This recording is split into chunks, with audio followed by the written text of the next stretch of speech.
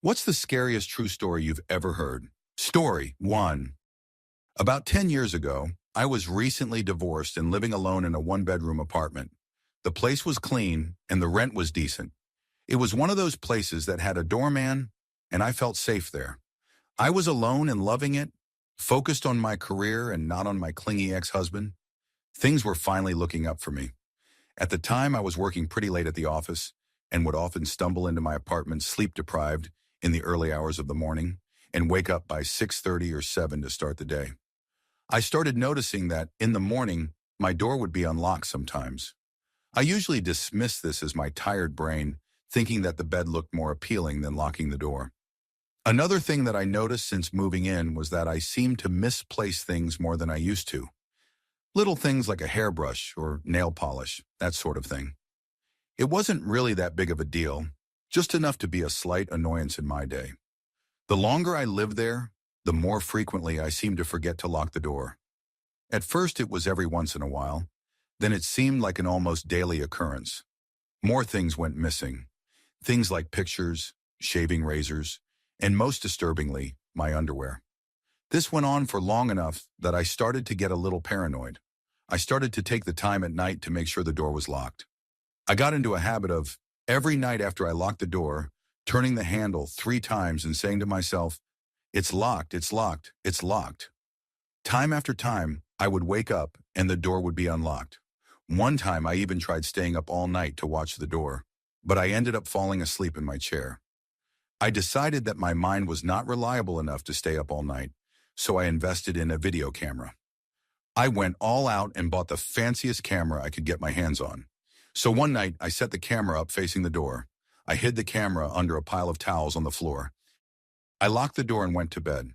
When I woke up, my apartment looked normal. Nothing was missing that I could see. I decided to check the tape. I fast-forwarded through hours of footage, not seeing anything. I was just about to give up when I noticed the handle of the door jitter. Then it slowly crept open. A figure slid through the half-open door and walked toward the camera.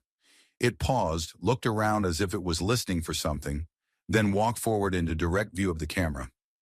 I paused the video. The hairs on my arms and the back of my neck started to rise. I was staring directly into the face of the maintenance man of the building. I could see those big, thick glasses and curly hair. I had no doubt who it was. I played the tape a little more. He looked comfortable as he walked around the apartment. Then he turned and walked towards my bedroom and out of the camera's view. I didn't know what to do. Sobbing, I called the police. I tried to explain over the phone but couldn't. Soon enough, 2 officers arrived at my doorstep. I told them everything and showed them the tape. I remember seeing the blood drain from their faces. They promised me that I was safe and that they were going to get this guy. I needed to lie down but didn't want to be alone. One of the officers offered to stand outside my apartment door as I took a nap. As I was lying in bed, unable to sleep but too drained to move, something kept nagging at me. I lay there for a few minutes, tossing and turning, unable to get comfortable or rest. My mind was racing. Then a realization slowly washed over me and chilled me to the bone. We watched the tape and saw the man enter my home, but we never saw him leave. I froze, then started shaking. I needed to get to the front door. I sat up and looked around the room. I couldn't see anyone. I swung my legs over the side of the bed cautiously. My feet hit the cold wood floor, and I felt warm breath on my ankles. I raced out of my apartment as fast as I could and to the safety of the police officer. He called for backup. They found the man under my bed, clutching a knife and a Polaroid camera. Story 2. There were once a couple of friends riding along the backwoods of some no-name town very, very late at night, around 11:30. They were pretty lost and had no idea where they were going, as they had stopped for gas about an hour before and were told that the way they were going was a shortcut. Well, it so happened this was no shortcut, and then out of nowhere the front of the car started smoking. They got out, and the engine was overheating way too much to drive. Lucky for them, they saw a sign that read "Motel Ahead." They walked about 10 minutes, and sure enough, there was a motel. They gave each other a look like, "What on earth is a motel doing way out here?" They were too tired to care, so they opened the old wooden door and rang the service bell. No answer, so they turned around, and this old creepy man asked, "Can I help you?" One of the friends screamed, and the creepy man laughed and apologized, saying he had been out back doing some duties. He asked the friends if they would like a room, and now being very late and very tired, they allowed the man to show them their room. As the man showed them their room, he said, "Don't be afraid of the dark." He shut the door and locked it. The two friends, now wanting to get some sleep, turned in for the night, but one of them needed to use the bathroom.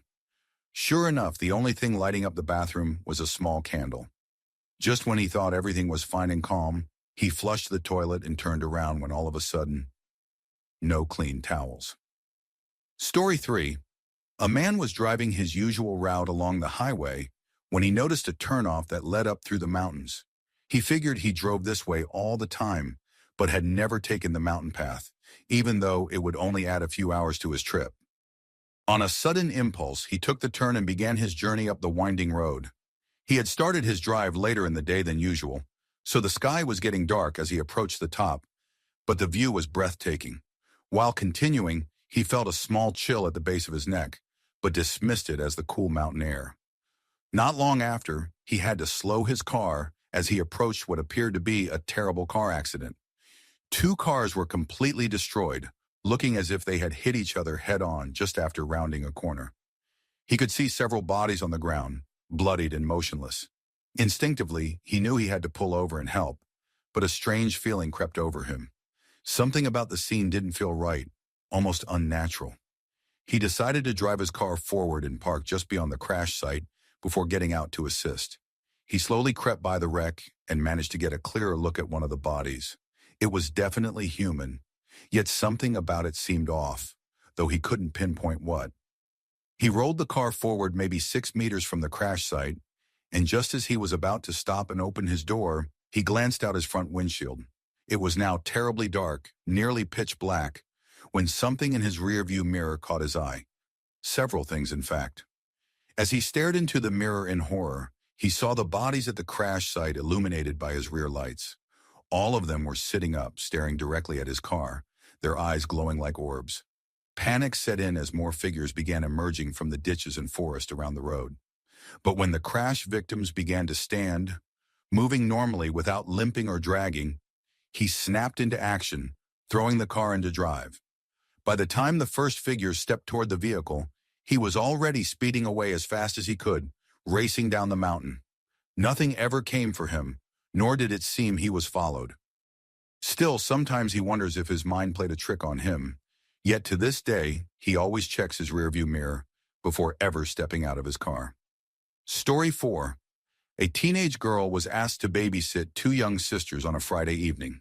She had watched them many times before, so it was nothing unusual.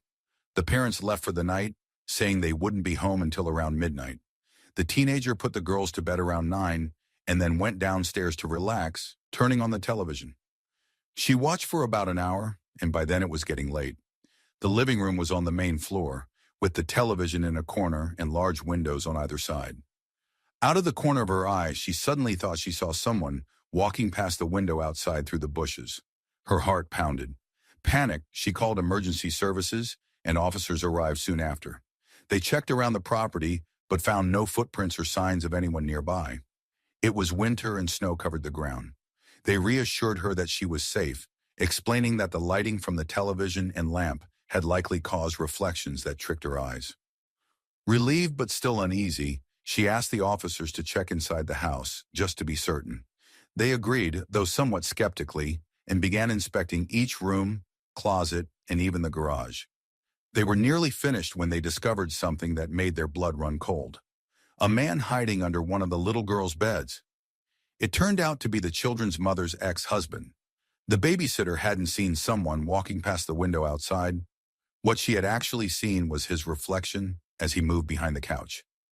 Story 5. This happened to me, and it still freaks me out whenever I'm home alone. When I was 16, a few summers ago, my parents went out for the day, and my sister went out too. I live in a small, average suburban neighborhood. I was stuck in the house, bored, with only my dog for company. It was really hot in the living room, so I turned on the air conditioner. For that to work, I had to open the garage door because the back of the air conditioner faces the garage, and the heat builds up there. Usually when we do this, we lock the garage door that leads into the living room, but this one time I forgot. I sat down in my room and relaxed, not thinking much of it. Bad idea. A few hours later in the afternoon, I heard my dog barking like crazy. I almost ignored it, but went into the living room and heard the doorknob on the garage door jiggling. I assumed my sister had come home, so I yelled, "It's not locked!" She didn't respond, and the doorknob jiggled even more violently. I walked toward the door, yelling again, "It's not locked!" When the door opened, it felt like slow motion. The door creaked open just a crack, but that was all I needed to see. I saw feet, huge, dark brown hiking boots belonging to a man, not my sister. I immediately pushed on the door to close it again and started screaming and crying hysterically. I'm a small girl, but I managed to struggle and push it shut, then locked it. He started pounding on the door, but then it stopped. Still sobbing, I grabbed my dog and ran to the kitchen to get a knife. As soon as I got there, I heard the gate in the backyard open and quick footsteps on the cement path. Just like in a horror movie, with tears streaming down my face, I screamed, "No!" Dog in one hand and knife in the other, I dropped the knife on the floor and ran to lock the back door. When I bent down on the kitchen floor to pick up the knife again, my legs were shaking so badly that they gave out, and I fell forward. I tried to get up, but ended up crawling and tripping on the floor, accidentally cutting my bare foot with the knife. I hid under the dining room table and started praying. I thought this was it, that I was going to die there, in the quiet house, with my dog as a witness. I held my hand over my mouth to stifle my sobs when I heard footsteps approach the back door. My heart was racing, and I clutched the knife tightly as I waited for him to make his next move. I saw his shadow through the blinds as he peered inside. He stood there for what felt like forever and then walked away. The police never found him. To this day, I always make sure the door is locked whenever the garage door is open. I don't know what would have happened if my dog hadn't barked and alerted me that a man was trying to break in. I could have been in my room, completely unaware, until it was too late. Story 6. A young girl named Lisa was often left alone at night because her parents worked late. To keep her company, they bought her a dog. One night, Lisa was awoken by a constant dripping sound. She got up and went to the kitchen to make sure the tap was turned off properly. As she got back into bed, she stuck her hand under it, and the dog licked her hand.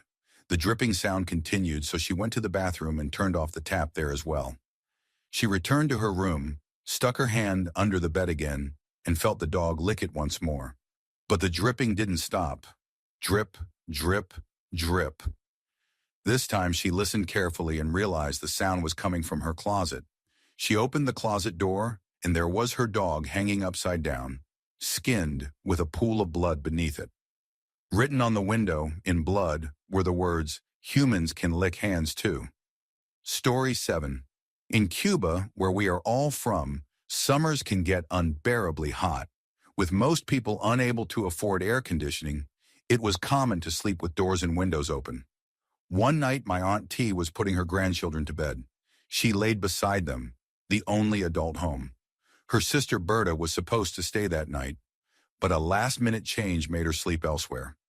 Around 9 in the evening, my aunt noticed a figure that she swears was nearly 7 feet tall. It looked human, but seemed to glide instead of walk. If it had legs, she couldn't see them. A long robe dragged across the floor as it moved.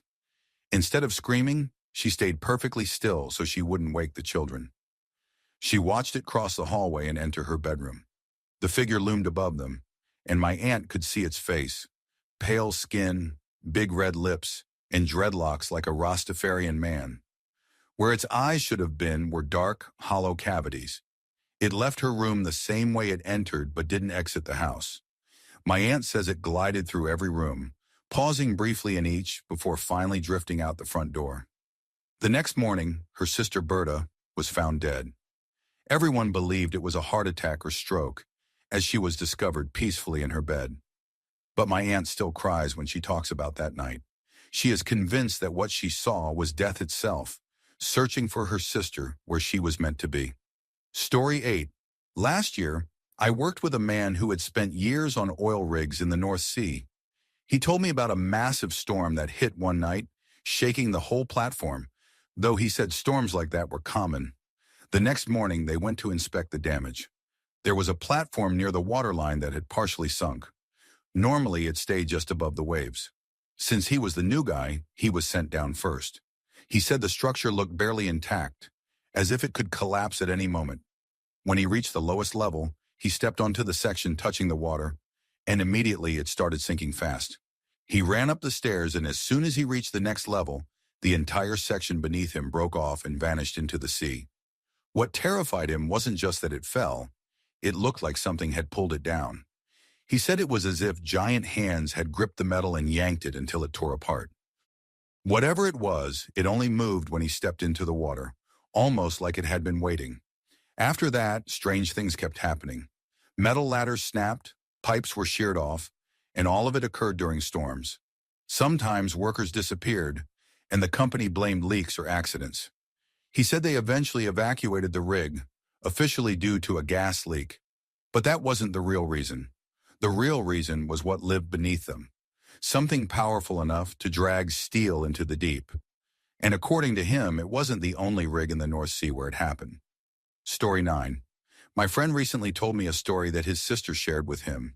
She had 3 friends who went to Mexico for a week of fun and partying. One night while they were at a bar, one of the girls suddenly disappeared. Her phone went dead, and she was nowhere to be found.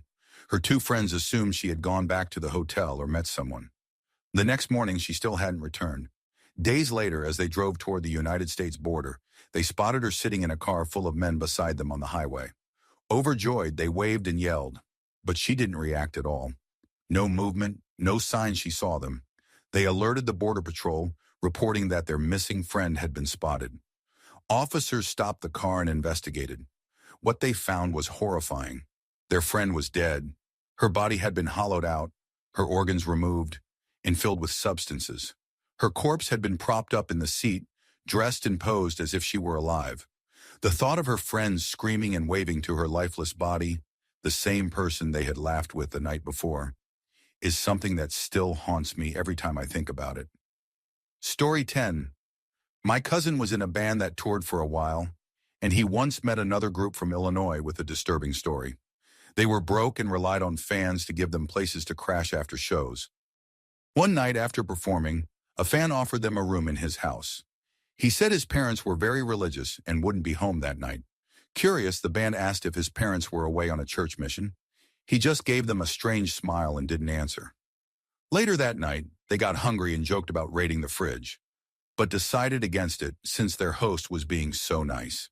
A few days later, they saw a news report about a young man who had murdered his parents, chopped them up, and stored their remains in the freezer. The suspect was the same fan who had let them stay in his home.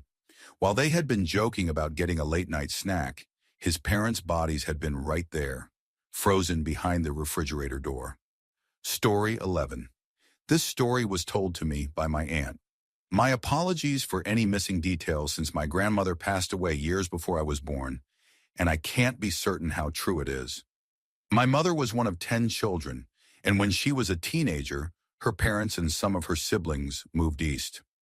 According to my aunts and uncles, something strange was always happening around that house. They heard voices, footsteps running upstairs when no one was there, a rocking chair moving on its own, and other odd things. Eventually, my grandmother was diagnosed with brain cancer. She was recovering at home after surgery, completely bedridden. My aunt was taking care of her alone. At this point, it was physically impossible for my grandmother to walk. She had a habit of blotting at her healing incisions with tissues, which wasn't good for her recovery, so the tissue box was kept across the room. One day, my aunt brought in her lunch and set the tray on her lap. My grandmother asked for tissues for her head, and my aunt reminded her that she shouldn't touch the incisions. Then my grandmother asked for a drink. My aunt went to the kitchen, but when she came back, she saw her mother with the tissues blotting her scalp. Shocked, she took them away and reminded her again not to do that. Then it hit her. Her mother couldn't walk, so she asked, "Mom, how did you get these?" My grandmother calmly replied, "Oh, that little girl who always follows you around gave them to me." Story 12. This is a story about my friend who lives in a city apartment complex. The building is 10 stories high, and he lives on the 8th floor. One night around 11, he entered the lobby to head home. As he waited for the elevator, a man rushed out and bumped into his shoulder before quickly leaving the building. My friend didn't think much of it until he got home and saw smears of blood on the same shoulder the man had hit. The next morning, he was getting ready for a date when he heard a knock on the door. Looking through the peephole, he saw a policeman, a man in his mid-40s with short dark hair and a shaved-off left eyebrow. The officer asked, "There was a murder last night around 10:50, and I'd like to know if you saw anything unusual." My friend had indeed seen something unusual, the bloody man, but he didn't want to get involved and was already running late. He told the officer, "No, sir, I didn't see anything." The man thanked him and left. Later that day, my friend returned from his date, feeling guilty about lying. He turned on the television, and the news was covering the murder in his building. As he watched, the report announced that the killer had been caught. When the image appeared on the screen, his stomach dropped. It was the same man he had spoken to earlier, the one pretending to be a police officer. The man with the short dark hair and the shaved-off left eyebrow wasn't there to investigate. He was there to find and kill anyone who might have seen him. Story 13. This actually happened to me when I was visiting my grandmother in Mexico City. She lived in a big 2-story house, and we were upstairs in the bedrooms. It was very late, and she had already gone to sleep, but I stayed up watching television. Suddenly, I heard an animal roaring loudly outside my open window. It wasn't a normal sound. It was deep and powerful, more like a lion or a tiger. It made no sense. We were in the middle of the city, far from any wilderness. The zoo was across town, so it couldn't have come from there. The roaring and growling went on for over an hour, pacing back and forth along the street below my window. I was terrified but couldn't bring myself to look.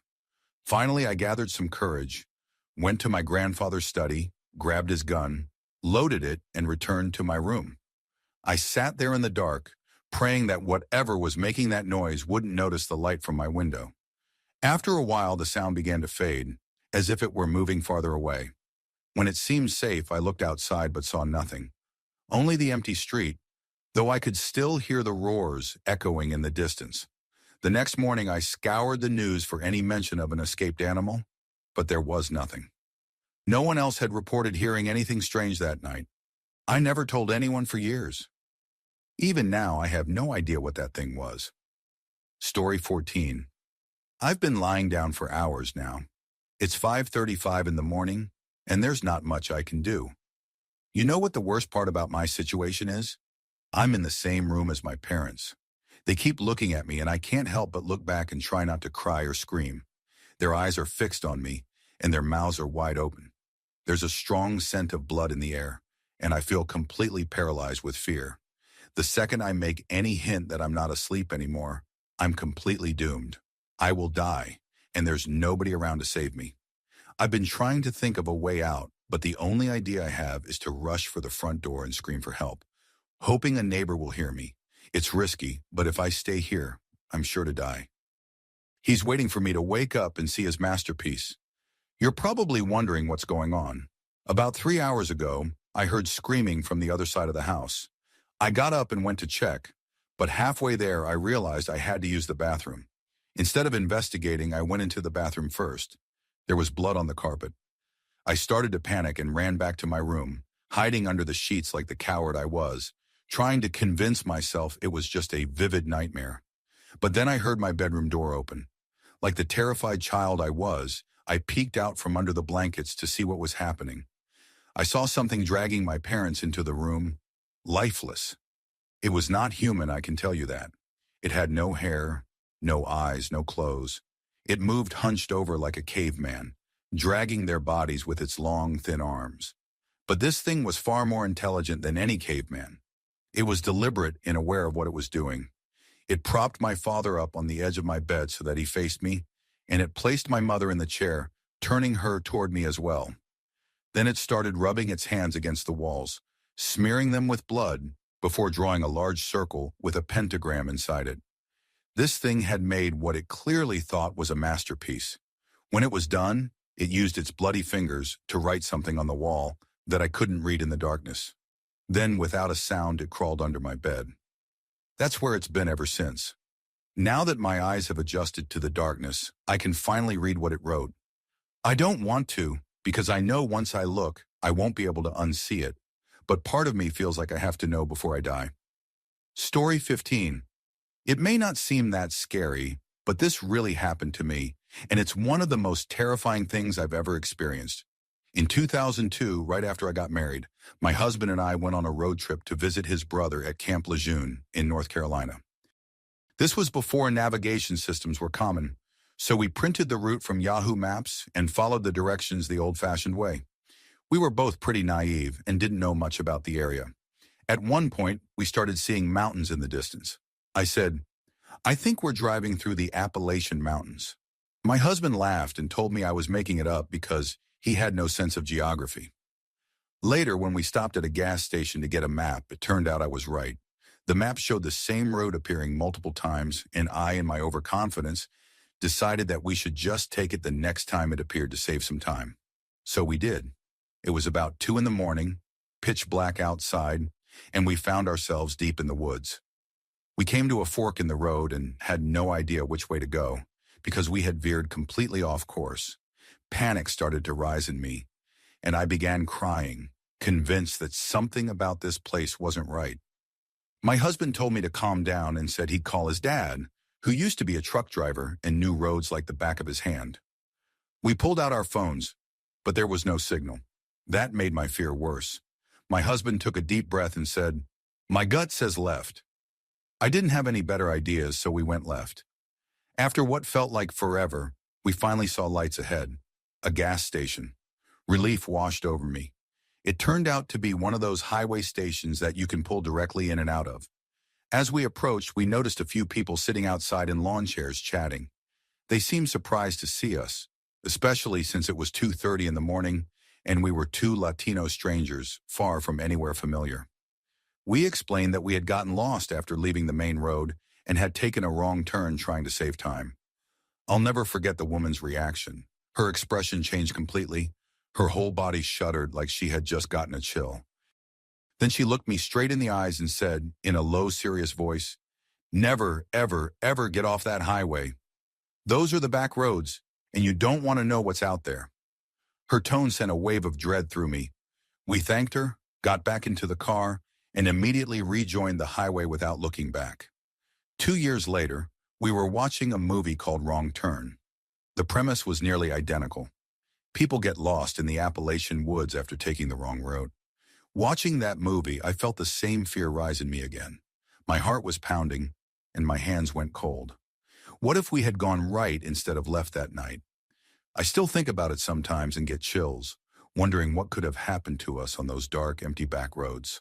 Story 16. This actually happened to me, and I still can't believe how it all turned out.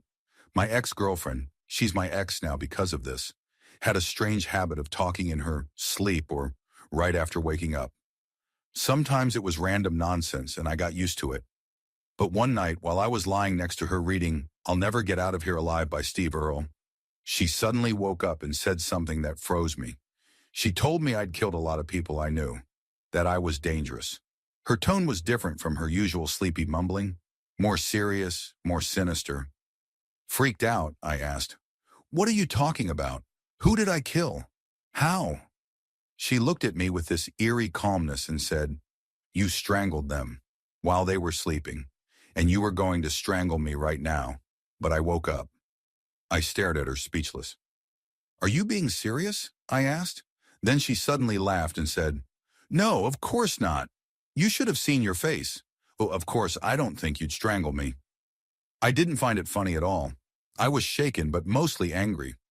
I decided I'd get back at her somehow. She was easy to scare, so I planned to give her a real fright.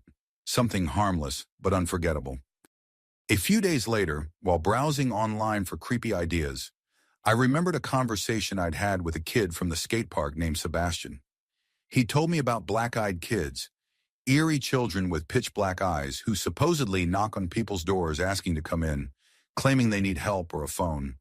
Those who've seen them say they radiate pure dread, yet also seem to have some strange, hypnotic influence that makes you want to obey. Sebastian was obsessed with the stories. He even bought black contact lenses for Halloween. That was it. I had my prank idea. That night, I told my girlfriend all about the legend. I read her some of the creepiest eyewitness accounts I could find, describing the black eyes, the knocking, the pleading voices. She believed every word. Of course she did. She was into ghost shows, conspiracy theories, all that paranormal stuff. The next day, I went to the skate park and told Sebastian my plan. He loved it. I handed him my spare key to the building and told him to come by the next night at 8, when she'd be home alone. All he had to do was knock on the door wearing those black lenses and ask to be let in. She'll freak out, I said. But don't worry, she won't do anything crazy. She'll just scream and slam the door. He agreed immediately. The next evening, I came home from work around 9 to find my girlfriend in a complete state of hysteria. She was shaking, sobbing uncontrollably, screaming, "They were here! The black-eyed kids were here. I almost let them in before I noticed their eyes. Their eyes were all black, just like the story said. They're real." My stomach dropped. The prank had gone too far.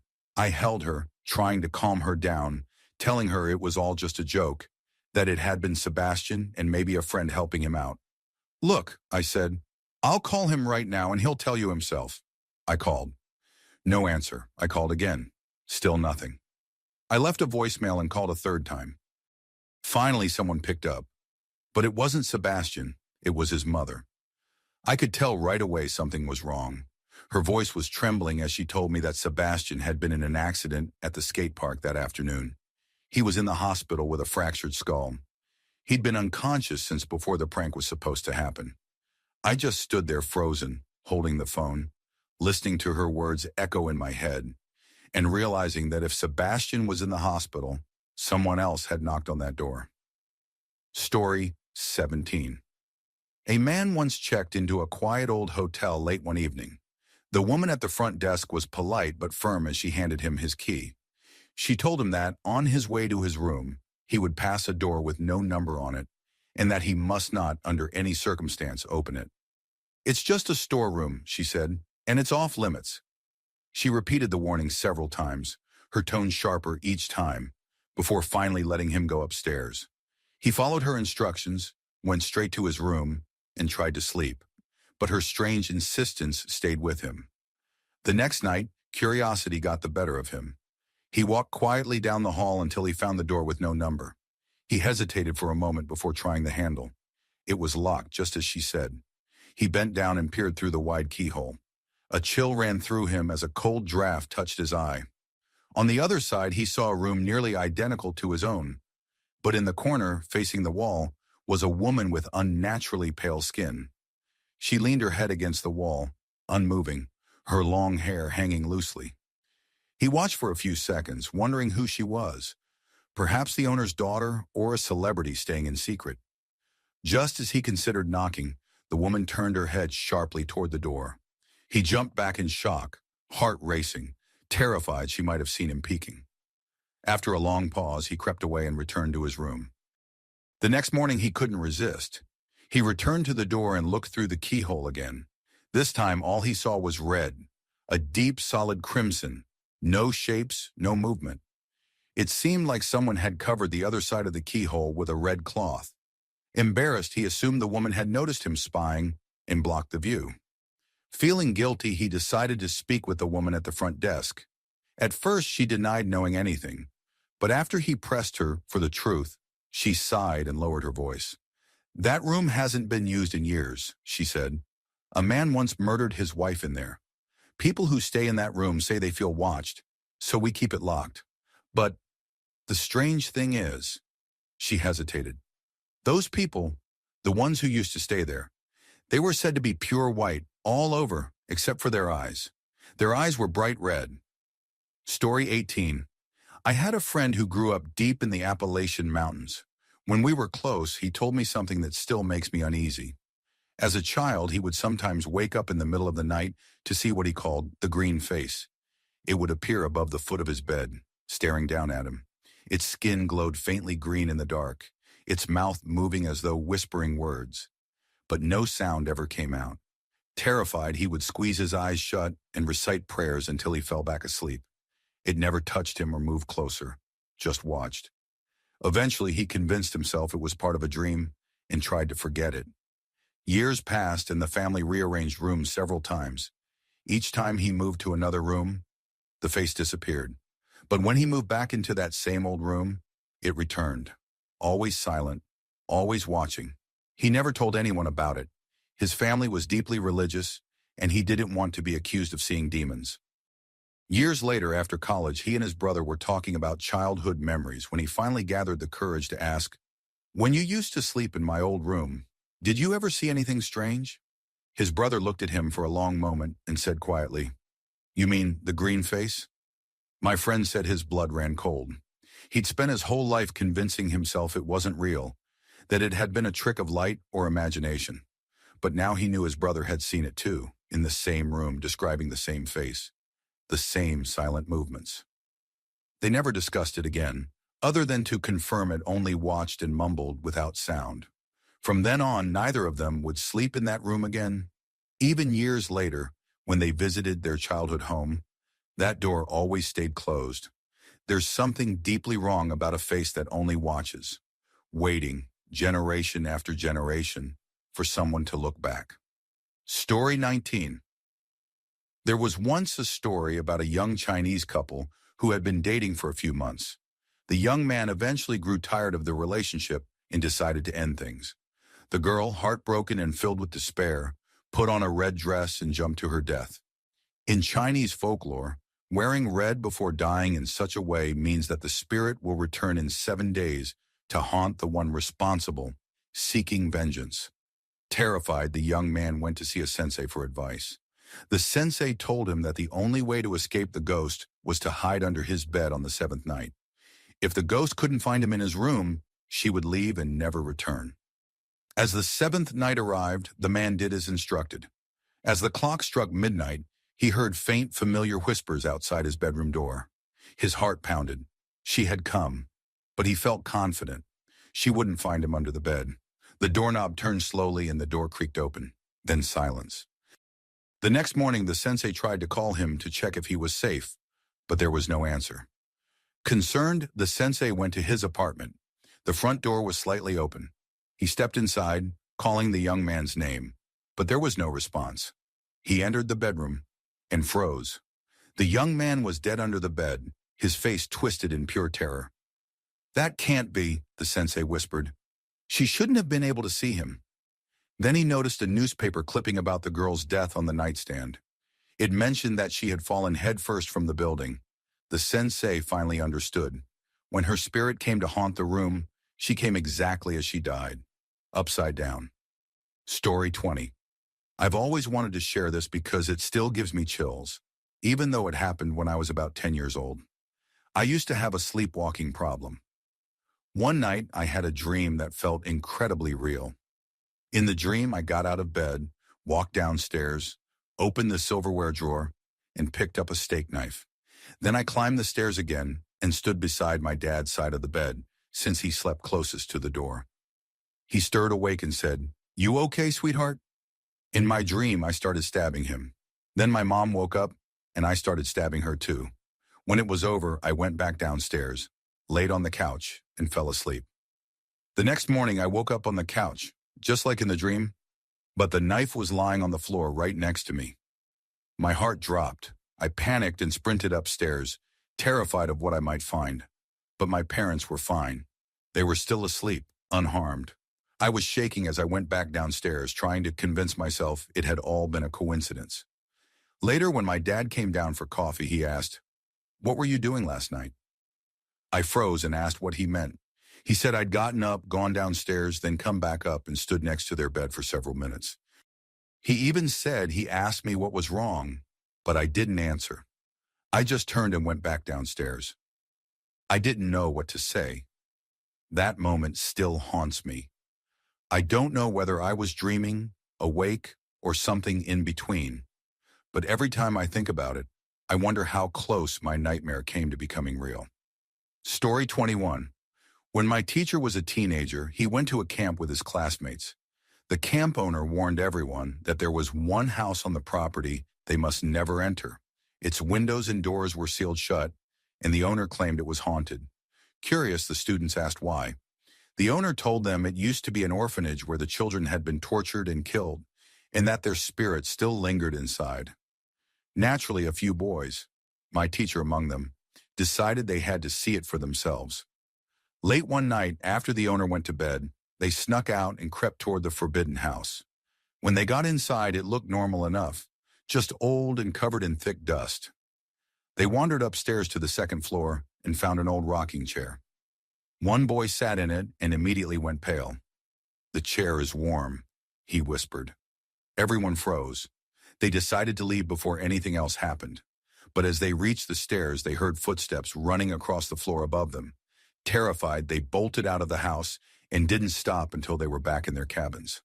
The next morning, the camp owner showed up looking shaken and asked if anyone had gone into the house. The boys denied it, afraid of getting in trouble. The owner sighed, visibly frightened. "I thought so," he said quietly. "I woke up last night and saw the lights flicker. When that happens, it means they're moving things again." He paused, his voice trembling. "Those children can move objects. They don't like being disturbed." My teacher said he never forgot the look on the man's face, or the sound of those running footsteps that still echoed in his dreams years later. Story 22. The Villisca Axe murders are one of the most haunting true crime cases I've ever read about. The Moore family, Josiah, age 43, his wife Sarah, age 39, and their 4 children, Herman, Catherine, Boyd, and Paul, lived in a small, peaceful town in Iowa. They were well-liked, respected, and active in their church. On June 9, 1912, the family attended a Children's Day program at their Presbyterian church, which Sarah had helped organize. Their daughter Catherine invited 2 of her friends, Ina and Lena Stillinger, to spend the night afterward. They all walked home together around 10 that evening. The next morning, a neighbor named Mary Peckham noticed something unusual. The house was silent, no one had come out to do the morning chores, and the curtains were still drawn. She knocked on the door, but no one answered. When she tried the handle, she found it locked. Growing worried, she called Josiah's brother, Ross Moore, who arrived with his own key. Mary waited on the porch as Ross went inside.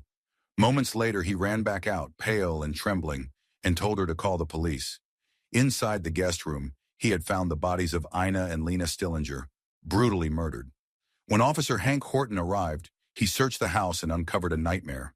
The entire Moore family and the 2 Stillinger girls had been slaughtered in their beds. The murder weapon was Josiah's own axe, found in the guest room beside the girls.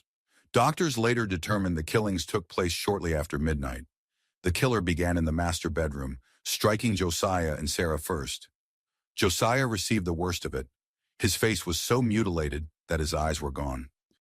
The killer then went room by room, bludgeoning each of the children as they slept, before moving downstairs to murder the Stillinger sisters. Evidence showed that all the victims, except Lena, had been asleep when they were attacked. Lena had defensive wounds on her arm and was found lying crosswise on the bed with her nightgown pushed up, suggesting she woke up and fought back before being killed. The most chilling part of the case is what investigators believe happened before the murders. They found cigarette butts and indentations in the dust in the attic, signs that someone had been there, quietly waiting. It's believed the killer hid in the attic, watching and listening as the family returned home, ate their final meal, and went to bed. Then sometime after midnight, he crept down the stairs with Josiah's axe in his hands. The idea that someone could hide in your home, silent and unseen, waiting for the perfect moment to strike, that's what still keeps me awake at night. Story 23.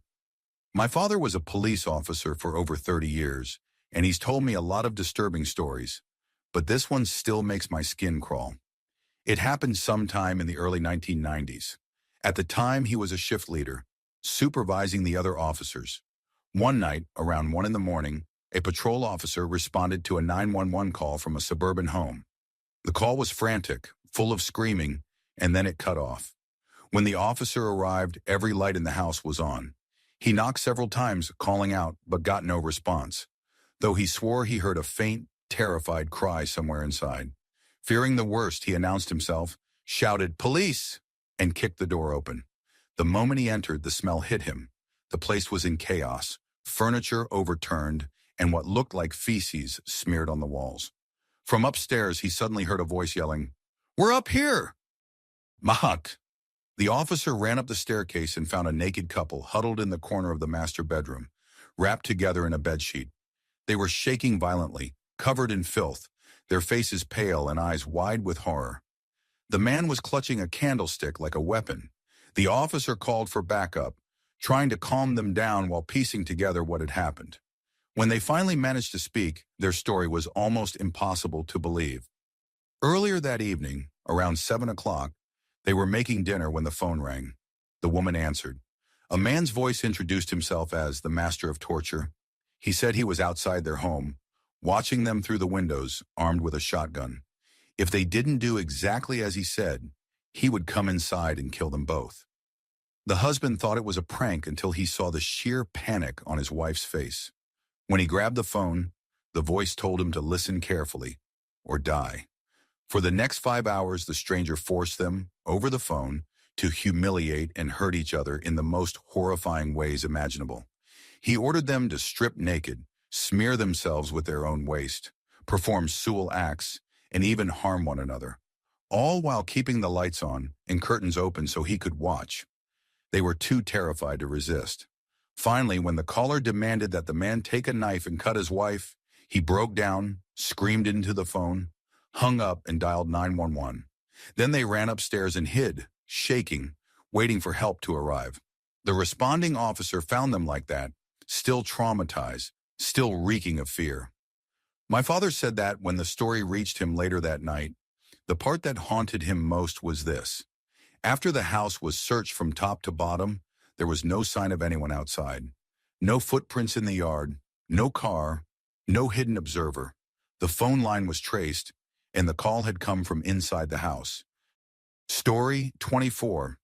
It had been 3 long years since Dave and Alice had taken a real vacation. Life had become a blur of work, exhaustion, and caring for their 2-year-old son, Alex. But finally, that weekend, they decided to get away. Just the two of them. They called a trusted family friend to watch Alex, packed their tent and sleeping bags, and drove into the mountains. The campsite was perfect, quiet, shaded by tall pines, and miles from anyone else. After setting up their tent, Dave grabbed a flashlight and went to collect kindling, scout the area, and take a quick bathroom break. He'd been gone less than 10 minutes when Alice called out to him, her voice bright and cheerful. When he returned, she was grinning. She said another couple had passed by and told her about an unmarked trail nearby that led to a waterfall with the most breathtaking view. Dave hesitated, suggesting they check it out later, but Alice insisted it wasn't far and that they should go right away. Reluctantly, he agreed. The trail turned out to be little more than a dried-up creek bed winding around the mountainside. The farther they went, the steeper it became. Alice hiked ahead eagerly, her voice echoing as she called for him to catch up. 5 minutes turned into 10, 10 into 20. The path was rocky now, the trees growing sparse. Dave began to feel uneasy and called out that they should turn back. Alice turned to face him and smiled that wide, familiar grin. "But we're so close," she said. "I can hear the waterfall from here." Then suddenly another voice. Her voice rang out behind him. "Dave, don't!" He spun around and saw Alice, the real Alice, standing a few yards away, her face pale, her eyes wide with terror. His breath caught. He looked back at the woman he had been following. She stood motionless, smiling faintly, her hand outstretched toward him. He couldn't move. His mind was spinning. Which one was real? "Dave," the second Alice gasped, "our son is at home. He's 2 years old. His name is Alex. He has your eyes and my nose. Don't touch that thing." It hit him like ice water down his spine. He turned and ran to the trembling woman behind him, the one who knew every detail of their life. She threw her arms around him, sobbing. Together they turned to face the imposter. The thing before them wasn't Alice anymore. It had begun to change, stretching, twisting. Thick matted fur covered its body, its arms too long, ending in jagged claws. Its eyes glowed an impossible burning red. One clawed arm reached out as if beckoning. "Run," Alice whispered. They didn't look back. They tore down the trail, branches whipping at their faces, hearts hammering. When they finally reached their campsite, they ripped down the tent, shoved everything into the car, and sped down the mountain. Only when they reached the highway did they slow down enough to breathe.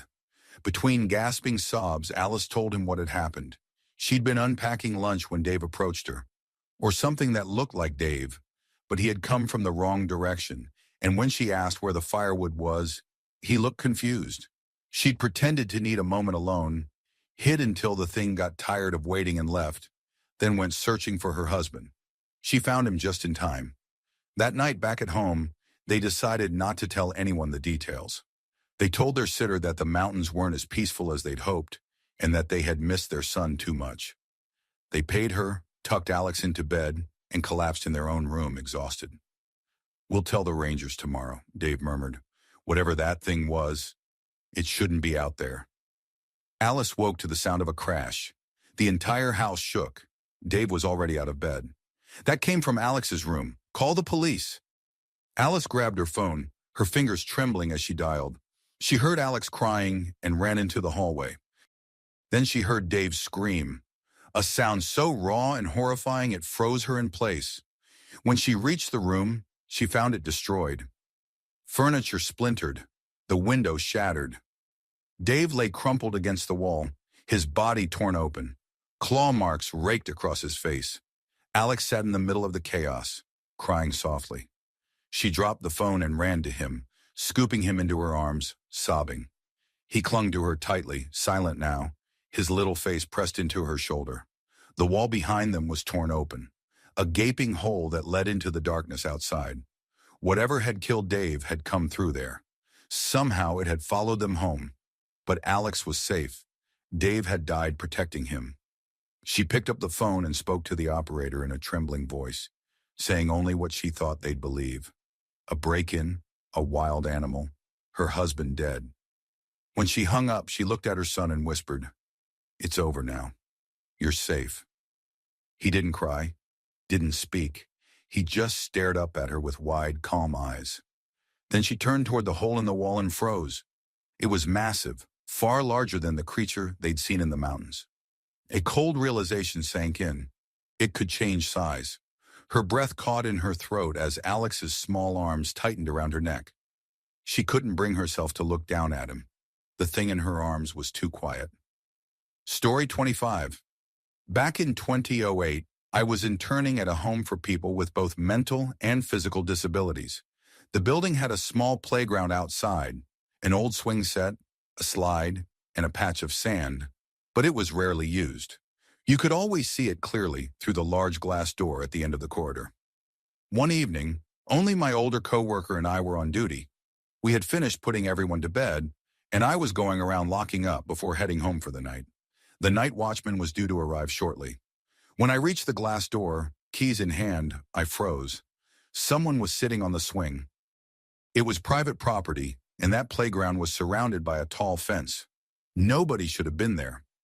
I called my coworker over, my voice shaking a little, and asked what to do. She came to the door, peered outside, then opened it just a crack and called out for the stranger to leave. He didn't move. She raised her voice, saying that if he didn't go immediately, she would call the police. That's when he stood up and began walking toward us. My coworker slammed the door shut and locked it. The figure stopped just a few feet away from the glass and stood there, motionless. His entire body was covered in black clothing, even his face.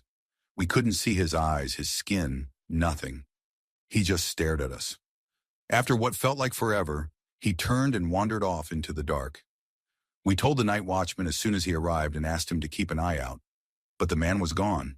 We never saw him again. Still, every time I worked a late shift after that, I couldn't help glancing out the window, half expecting to see that shadowy figure sitting on the swing again. Story 26. A man checked into a quiet old hotel one night. At the front desk, the woman gave him his key but warned him firmly that there was one door on his floor, a door with no number, that was strictly off limits. "It's just a storeroom," she said, repeating herself several times. "No one is allowed inside." The man nodded, thinking her insistence strange, but said nothing and went to his room. That first night passed uneventfully, but the next evening his curiosity got the better of him. He walked down the hall until he found the unmarked door. The handle was cold and, as expected, locked. He bent down and peered through the keyhole. A chill of air brushed his eye. Inside he could see a room that looked almost identical to his own. a simple hotel bedroom. In the corner stood a woman, pale as chalk, leaning her head against the wall, facing away from him. She didn't move. Puzzled, he almost knocked, but something in him hesitated. Just then, the woman turned sharply. He jumped back, heart pounding, afraid she might have caught him spying. He hurried back to his room and tried to sleep. The next day, unable to resist, he returned to the door. When he looked again through the keyhole, he saw only red, a deep, unmoving crimson. Embarrassed, he assumed she had placed something over the keyhole, maybe a piece of fabric, to block his view. Feeling guilty for invading her privacy, he went downstairs and asked the woman at the desk about the room. After some hesitation, she sighed and said quietly, "A long time ago, a man murdered his wife in that room. People still say they feel strange staying near it, but those two weren't ordinary." She paused. They were white all over, except for their eyes. Their eyes were red. Story 27. About a year ago, one of my Marines showed me a documentary about a serial murderer and rapist from Long Island, and I swear it was one of the most disturbing things I've ever watched. I'm not someone who scares easily, but this film was different. It was raw, unsettling, and felt way too real. It began as an investigation into an old mental hospital for children, one that had supposedly been shut down decades earlier. The footage they showed was straight out of the 1980s, grainy and color-faded, the kind of thing that already feels cursed before you even know what you're watching. The reporter described the place as a breeding ground for neglect and cruelty. The video showed kids wandering naked through filthy hallways, their faces blank, their bodies covered in grime and feces. Some looked lobotomized, others barely conscious. The staff, when they were even there, didn't seem to care at all. They let the children rot. Some of the footage showed orderlies doing substances, laughing in the background while those kids stumbled through their misery. The hospital had one particularly disturbing feature, a network of underground tunnels. Officially, they were meant for storage. In reality, the staff used them for substances, for abuse, for things the documentary didn't even fully describe. When the scandal broke, the hospital was shut down, and the surviving children were relocated. But not all of them had families to return to. Many disappeared into foster care or group homes. Some were too damaged, mentally broken, unstable, and simply vanished from the system. Then years later, a wave of brutal murders began in the same area. Victims were found mutilated, some left in wooded areas near where the hospital once stood. The documentary crew suggested that some of the missing children, now grown, might be responsible. They filmed themselves exploring the ruins, crawling through the old tunnels, their flashlights flickering over graffiti, discarded syringes, and piles of rotting debris. They found abandoned camps, evidence of squatters, and what looked like crime scene remnants, old rape kits, rusted chains, and torn clothing buried in the dirt. The deeper they went, the worse it got. The camera would catch glimpses of shapes in the dark. Maybe shadows, maybe people. But the crew never found anyone. By the end, the film didn't offer answers, just despair. The last shots were of the tunnels fading into blackness, the narrator's voice shaking as he admitted that no one really knew how many victims there were, or who or what was still down there. The whole thing left me cold. I'd seen plenty of horror movies, but this one didn't feel like fiction. It felt like a window into something that should have stayed buried. Story 28. My dad told me this story from when he was a teenager growing up in Mexico City. One weekend, he and a group of friends decided to go hiking and camping in the mountains near Puebla. They caught a bus to a small town at the base of the range, then spent the afternoon hiking up until they found a spot to make camp. As night fell, they built a fire, passed around a stolen bottle of tequila, and joked like teenagers do. Then one of them pointed across the ridge and said, "What are those lights?"